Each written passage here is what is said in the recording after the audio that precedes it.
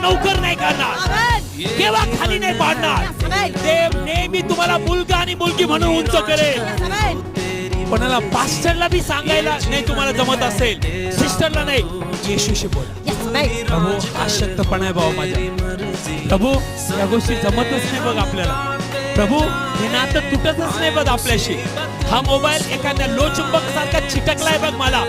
ते म्हणेल तुम्हाला सांगितलं, आता बघतो याच्याकडे, आता तुला कृपा देतो बघ, आता तुझ्यावरती दया केली जाईल बघ, आणि मग तुम्हाला एवढा आनंद होतो. तुम्हाला वाटतं देवाने मला कबूल, कोणाकडे कोणाच्या दयासनावर रोग गेलं पाहिजे, कोणाच्या दयासनावर. तुम्हाला जर रडायचंय, अश्रू गाळायचे, तुमचे अश्रू खूप मौल्यवान आहे बरं का.